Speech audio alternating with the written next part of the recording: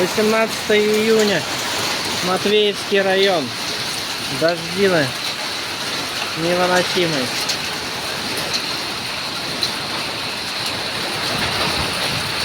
И град.